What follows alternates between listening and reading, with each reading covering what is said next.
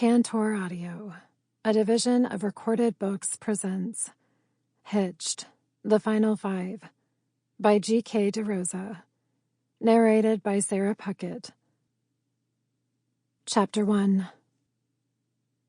A sharp screech snaps my eyes open and I jolt upright, pulling the comforter up with me. Deep, inky darkness fills the room, and icy terror spikes through my veins. I squint, willing my eyes to adjust to the black to make out the shadows lurking around every corner of my bedroom. I scan the quiet, empty space, and my heart rate decelerates. I must be hearing things. I glance over at the clock on the nightstand and groan, my head still spinning from last night's celebration. I may have indulged in a little too much champagne with the guys, but after that hellish elimination ceremony, I needed a drink. Multiple drinks. Bad. Burrowing under the covers, I lie down and will myself back to sleep. It's only 5 a.m, and I barely got 3 hours of shut-eye. A smile sneaks across my face as memories of the party flit across my mind. The Dragon Twins' electric dance moves were the highlight of the evening. For such big guys, I was beyond impressed when they busted out some old-school breakdancing. A giggle escapes my lips at the image of the twins spinning across the dance floor. Even the cool Fae Prince joined in on the fun. A twinge of panic unfurls in my chest. How will I ever choose between the final 5? Phoenix and Flare had me from the first night, and Cillian is my heart and soul. I'm not sure I'll ever understand Alryan, but that's half of his appeal. Even Ryder has managed to squirm his demon way into my confused heart. I sigh and roll over, scanning the dark room once again. "Are you all right, mi amor?" The silky accented voice sends my heart galloping, and I shoot straight up. "Luciano?" A murky shadow peels itself off the couch and coalesces in front of me. His alabaster skin practically glows against the pitch backdrop, a tiny glint of light seeping through the glass sliding doors. "It is I." "What are you doing here?" "I told you I would always protect you, no matter whom you choose." He walks to the side of the bed and sits beside me. His spicy cinnamon Latin scent envelops me in its warm embrace, and I wrap my arms around his neck, breathing him in. He squeezes me tight, then pulls away. My body leans closer, disappointed at the sudden chill between us. "I am sorry, amor, but we can't." His expression darkens, the edges of his lips turning down. "It was the only way to get Shepard to allow me to stay on as your personal bodyguard." "Wait, what?" I scoot back to give myself a little breathing room. Even now, Luciano's presence is completely intoxicating. Eliminating him was the hardest decision I'd made so far. "I told you, my sire, Carmen Rosa, is influential. As soon as I left yesterday, I spoke with her, and she was more than willing to use her power to speak to Shepard on my behalf. He needs the Assembly on his side, and Carmen Rosa has the influence to make that happen. The stipulation was that I would stay on through the end of the show as your personal bodyguard, but nothing more." His words sink in, and a hint of sadness creeps behind it. For a second, I thought I'd gotten a second chance with him. I push the gloomy thoughts away and remind myself why I eliminated Luciano in the first place. As attracted as I am to the hot Latino lover, what sort of future could I have with an immortal vampire? "Is this all right with you?" He leans closer, cocking his head. His hand juts out as if on impulse, but he pulls it back. "Perhaps I should have spoken to you first before acting so presumptuously." I squeeze his hand and fix my eyes on his onyx ones. "No, it's okay, and I thank you so much for keeping your word to protect me. You have no idea what it means to me. I'm only sorry things didn't work out differently for us." "So am I, amor. So am I." His fingers tighten around mine before he releases me and stands. "Get some rest. You have a big day tomorrow." I roll my eyes and huff. Don't remind me. Maybe that last glass of champagne was a bad idea. I really don't want to meet the Dragon Alpha with a hangover and dark bags under my eyes. Luciano stretches out his arm and turns his hand palm up. I'd be happy to offer you my blood. It'll do wonders for that hangover and give your skin a beautiful glow. I smile, forcing my lips not to turn down as my stomach roils at the idea of drinking vampire blood. A life or death situation is one thing, but I'd rather take my chances on the hangover. Thanks, but I think I'll be okay. And the way things are going, I'd rather not risk getting killed and coming back as the undead. I slap my hand over my mouth as soon as the word's out. I'm sorry, I didn't mean to insult you. You're an amazing vampire, but I don't think I'd be cut out for immortality. He chuckles, his pitch eyes catching on a moonbeam and sparkling. I won't take it personally, Amor. What makes you so special is your humanity, with all its imperfections and quirks. I wouldn't have it any other way. Thanks, Luciano. I mean it, for everything. I can't imagine staying is easy for him. Having a front row view of me with the other bachelors can't be fun. Now lay back and I'll tuck you in. Something he said earlier niggles at the back of my mind, and I don't think I'll be able to sleep until I ask him about it. One more thing. You said Shep needed the Etrian assembly on his side, and that your sire could deliver them. What did you mean by that? Faster than my simple human eyes could follow, Luciano scoops me into his arms and Vamp speeds me outside onto the balcony. Wrapping the comforter tightly around my skimpy pajamas, he lowers me onto the lounge chair. The full moon glints off the navy blue ocean, a million stars twinkling in the sky. I can't help but take a minute to enjoy the beautiful view before refocusing on my question.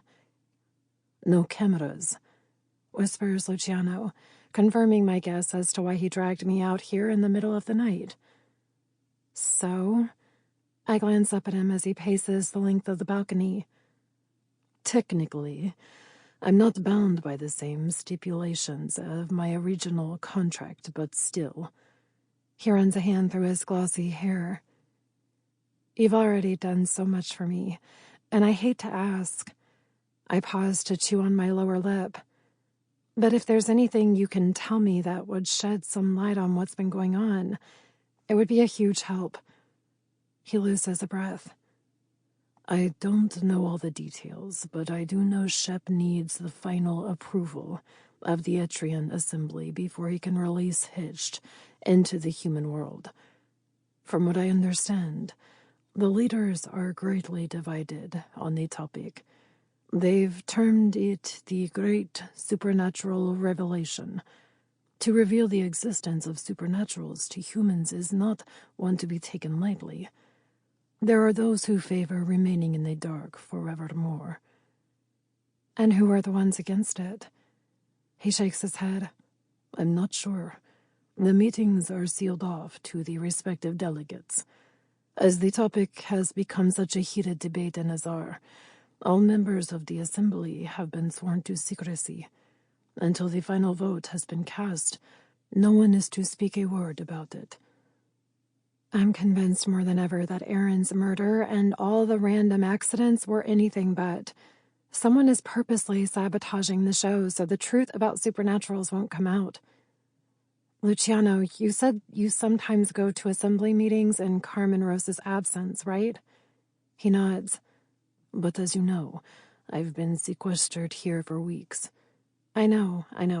But if you had to guess, of the 8 houses, which do you think would be against it? Luciano stares out into the ocean, the tendons in his jaw twitching. Turning back to me with brows furrowed, he begins to enumerate the houses on his fingers. If Carmen Rosa hadn't been so helpful, I would have surely thought the royal vampires would be against it. I'm a bit confounded myself. Vampires have long been portrayed in a very negative light in Hollywood, unless you count the recent young and attractive, sparkling ones.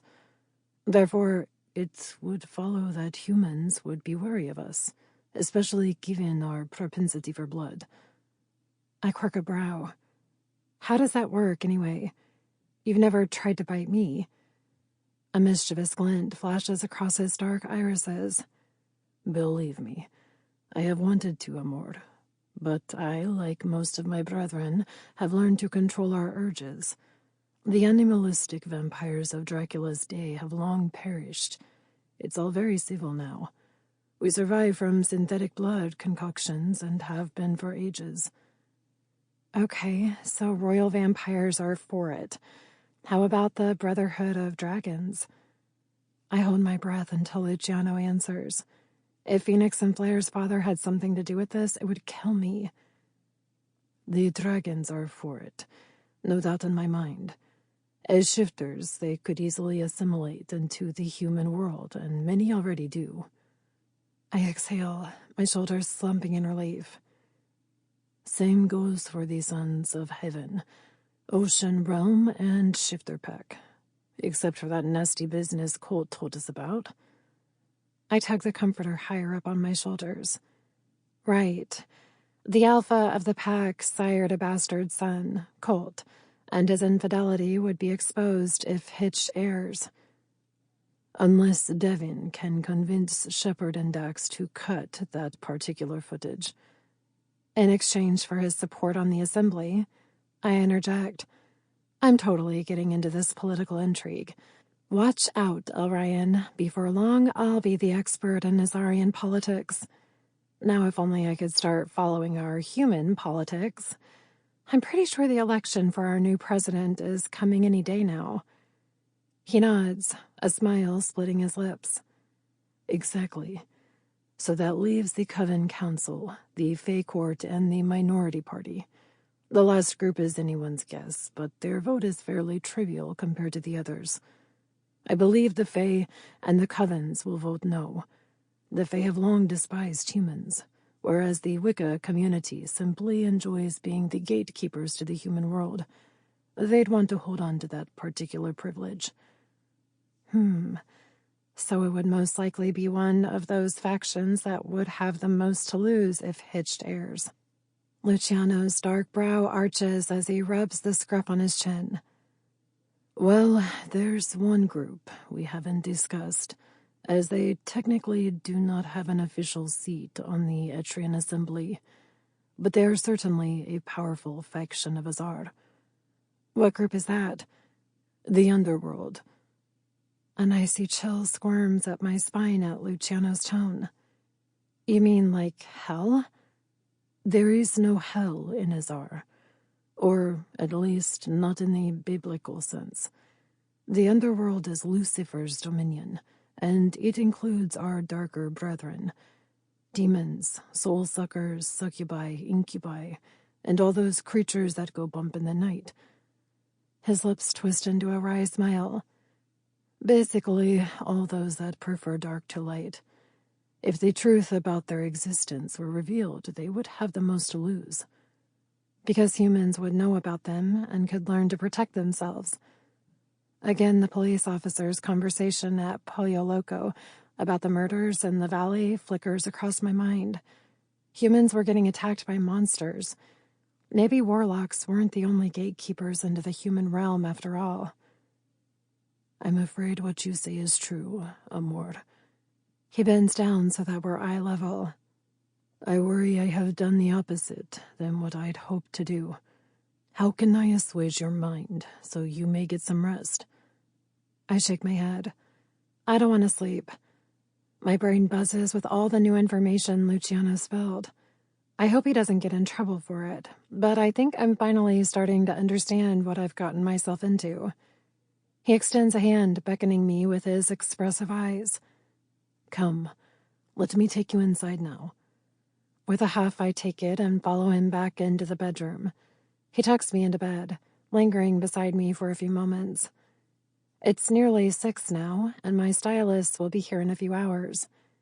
I really do need to get some sleep, but I doubt I'll be able to still my racing thoughts. Luciano, can you do that thing you do? His eyes widen. You want me to glamour you to sleep? Yes, please. I'm certain it's the only way I'll ever get any rest tonight. Very well, amor. He takes hold of my chin and fixes his eyes to mine. Crimson swirls through the black depths, and my head spins. Warmth flows through my veins as he begins to speak. You will sleep now, Kimmie. You are safe, and you will awake refreshed and happy. My lids droop, and I sink into sweet oblivion. Chapter 2. Traveling by dragon is not exactly how I imagine the trip to Sky Lair. Then again, a few weeks ago, dragons, vampires, angels, and witches had all been creatures that only lived in fairy tales, so what do I know? How are you doing up there, treasure? Phoenix's deep voice echoes in my mind as I clutch onto the special reins he'd fashioned for me. We soar over the clouds, hundreds of feet above the now hilly terrain of Azar. For some reason, I'd assumed the entire realm would be like Mystic Cove, verdant islands and sparkling blue water. I'm good, but I still don't understand why I couldn't have ridden in the helicopters with the rest of the crew. Luciano hadn't been happy either. He's been taking his role as bodyguard very seriously. Because you're safer with me. And I'd get laughed right out of Draco if I'd shown up in a helicopter. I guess that makes sense. Dragons probably don't do a lot of flying in aircrafts. Flair accompanied us most of the way but took off ahead a little while ago to alert his father of our arrival. He'd been pretty pissed Phoenix had won the game of rock, paper, scissors I'd suggested when they began fighting over who would get the honor of flying me to their home. I was afraid a dragon brawl would break out if I didn't step in. Almost there. You might want to zip up your jacket now. I obey, and I'm immediately grateful for the warning. As soon as we cross into Draco, the temperature drops.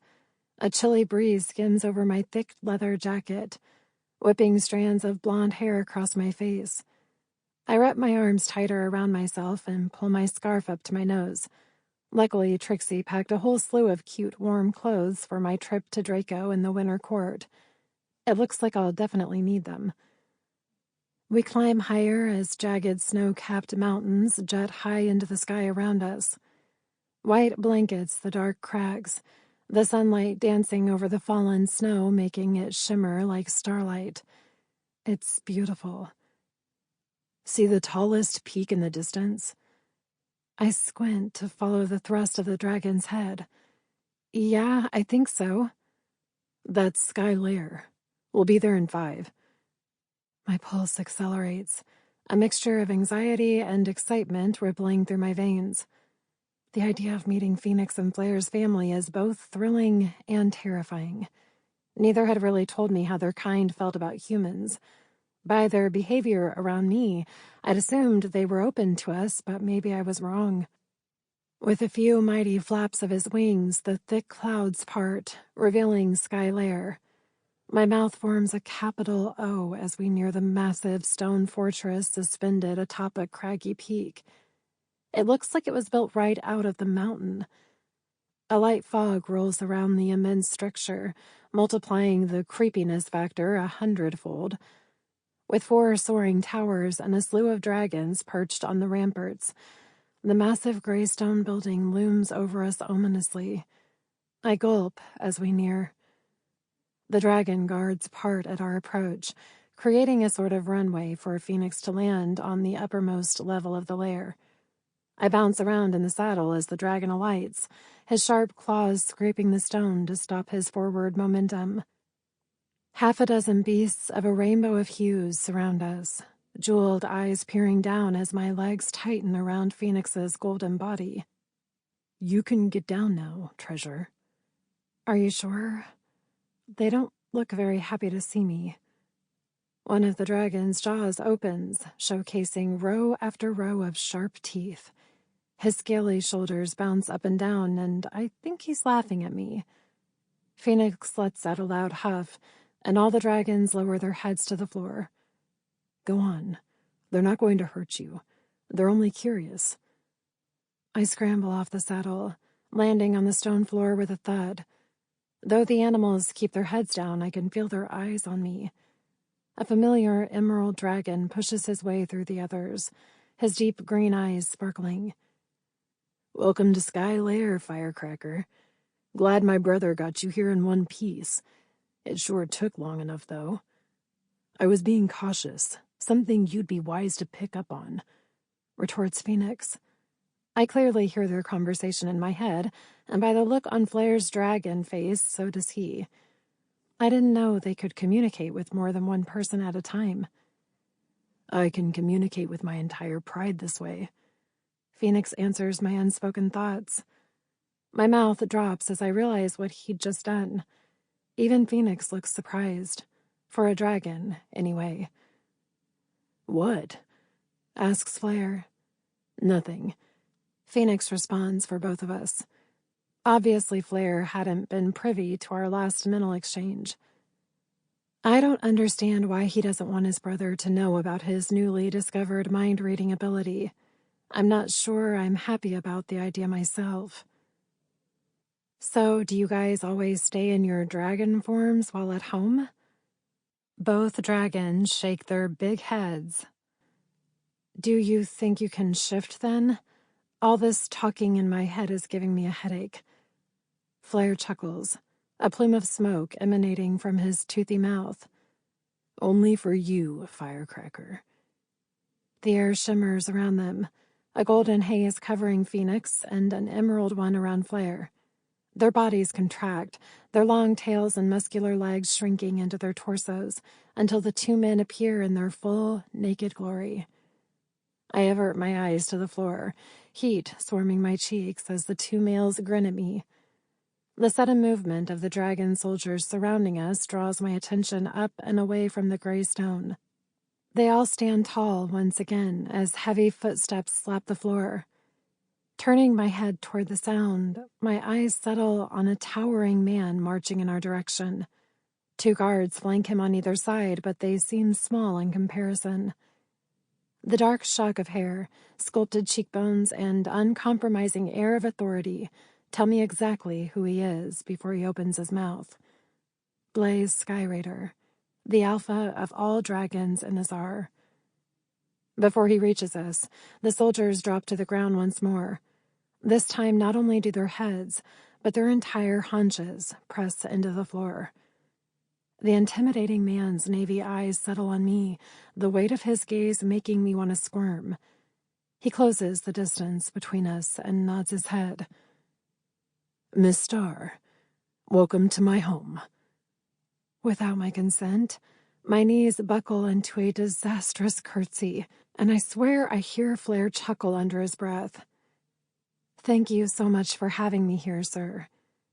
Damn Phoenix and Flair for not telling me what the appropriate behavior is for meeting an alpha. He tilts his head toward his sons. "Come, let's bring the poor human inside. She must be freezing." I glance over at the twins, completely forgetting they are naked, and heat swirls in my middle. How embarrassing. They each take an arm and escort me toward the hidden door their father appeared from. As we walk, I try not to focus on the feel of their bare skin against me. Somehow I can feel their heat even through my thick leather jacket. We follow the Dragon Alpha down a narrow stone spiral staircase until we finally reach a vast atrium. I cast my eyes to the lofty ceiling where large wooden candelabras dangle down, illuminating the immense space. The hall is big enough to easily fit a dozen dragons, which makes sense since this is probably where they hang out. One of the guards flanking Blaze speeds off down a dark corridor as my gaze scans the room. Multiple hallways shoot out from the main foyer, and I can't help but worry about getting lost in this place. I doubt I'll be able to see it all in my 3-day stay. A moment later, the guard returns with a woman carrying a bundle of clothes. With a slight nod, she approaches Flair and Phoenix and hands them the clothing. Relief washes over me that I'll no longer have to keep my eyes diverted from their manly parts. The boys step into the suede breeches and shrug on the linen shirts. It's weird not seeing them in the modern clothes I'd grown accustomed to. My gaze rakes over the twins, appreciating the line of their broad shoulders and chests through the light shirts and tight fit of leather on their muscular thighs. Flare smirks, and my cheeks heat when I realize I'm totally ogling them in front of their father. I spin away and refocus my attention on the alpha, who is whispering to one of his guards. Blaze dismisses him with a nod and turns to us once more. "Excuse the delay. My life mate, Ember, will be along shortly. She's been running around all day directing the staff to prepare for your arrival." I hope she didn't go to much trouble. The last thing I want is to start off on the wrong foot with Mom. "Nah, she loves this stuff," says Flare. "She's probably been organizing for days." We only found out we were coming 2 days ago, but I can't help but wonder if they knew before we did. I bounce awkwardly from foot to foot, standing in the center of the grand room with Blaze's intense eyes on me. I try my hardest not to shrink away, but meeting them isn't an option either. Instead, I glance over at Phoenix, whose whole demeanor seems to have changed since we set foot on the fortress. His shoulder blades are rigid, his jaw clenched, and the usual sparkle in his golden eyes has dimmed. Flare, on the other hand, looks as relaxed as ever. He fiddles with a loose string on the cuff of his shirt as we wait. After the long trip, I'd do anything for a steamy hot bath. I wonder when the others will arrive. Mostly my stylists. I'm in desperate need of some girl talk. Female voices echo down one of the corridors, and a moment later, 3 women appear around the corner. The first is dressed in a flowing, rich purple gown, gold piping accentuating the fine garment. Long black hair, so dark it has a bluish hue, cascades down her shoulders. Her eyes fall on me, and then to the men on either side of me, and a brilliant smile lights up her deep red lips. The 2 younger females behind her run over to us, each enveloping one of the brothers in a warm hug. Giggles and excited chatter fill up the vast foyer as their mom joins in on the family reunion. Blaze clears his throat from across the room, and everyone goes silent. He marches over and stands by his wife. "Miss Starr, I'd like to introduce you to Ember Skyraider and our daughters, Ashlyn and Cinder." Ember dips into a graceful curtsy, as do her daughters. I copy their smooth motions to the best of my ability, and this time Phoenix's hand snakes out in time to catch me from falling on my face. All 3 women keep their expressions blank, but the younger girl's eyes sparkle mischievously. They totally saw that. "Welcome to our home," says Ember, her voice commanding and yet melodious. "We are so pleased to finally meet you. It's been very difficult being kept in the dark all these weeks." I bet. But believe me, things haven't been that much clearer for us either. Blaze's lips curl into a knowing smile. "Yes, we understand that a lot has been kept secret from the contestants." "It sounds like so much fun, though," Ashlyn pipes up. She's the younger of the 2. By the looks of her, I'd say she's no more than 14. Both she and Cinder share their mother's high cheekbones and fair skin. Aislenn's hair is more similar to Phoenix than Flare's, a warm chocolate, while Cinder's hair is as velvety black as the Alpha's life mate. "Mama, when I turn 18, can I be a contestant on Hitched?" asks Cinder. Ember rolls her eyes. "We'll see, darling." "Oh, please." Blaze drops his large hand on his daughter's shoulder. "That's enough, Cinder. Your mother said we'll see. That means we'll discuss it further at another time. Yes, girls. Let's bring Miss Starr to her room. I'm sure she's tired after her journey." She turns to me and motions toward one of the many corridors along the wall. "I'd love that. And please, call me Kimmie-Jayne." Each of the girls takes one of my arms, and excited giggles fill the room once more. I glance back at the twins and throw them a smile over my shoulder as the girls rush me away. Flare responds with his usual contagious grin, but Phoenix's looks forced. What's going on with him? Chapter 3. Sample complete. Ready to continue?